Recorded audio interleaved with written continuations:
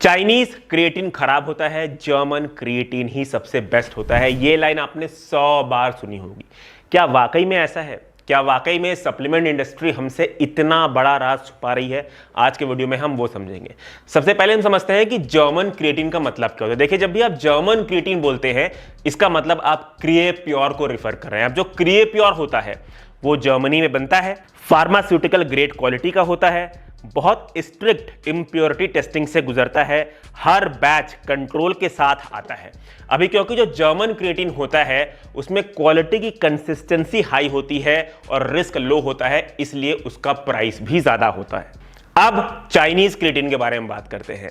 तो आप लोग को एक बहुत शॉकिंग चीज पहले ही बताता हूं कि जो चाइना है वो वर्ल्ड का 70% से ज्यादा क्रिएटिन मैन्युफैक्चर करता है। कुछ Chinese manufacturer top quality creatine बनाते हैं, तो कुछ Chinese manufacturer low grade creatine बनाते हैं। अभी जो लो ग्रेड वाले चाइनीज क्रिएटिन होते हैं उनमें इम्प्योरिटीज थोड़ी ज्यादा हो सकती है, पर अगर चाइनीज क्रिएटिन भी प्रॉपरली टेस्टेड है तो मॉलिक्यूल सेम होता है, एब्जॉर्प्शन सेम होता है, परफॉर्मेंस सेम रहती है, इनफैक्ट रिजल्ट्स भी सेम रहता है। प्लीज रिमेंबर, क्रिएटिन मोनोहाइड्रेट का मॉलिक्यूलर स्ट्रक्चर कंट्री से चेंज नहीं होता।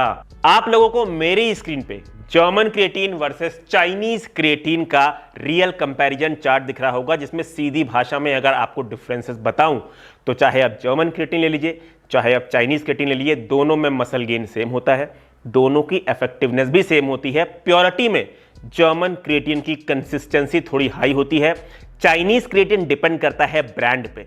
प्राइस की बात करें, क्योंकि जर्मन क्रिएटिन जो होता है वो क्वालिटी में ज्यादा कंसिस्टेंट होता है, इसलिए ज्यादा महंगा होता है।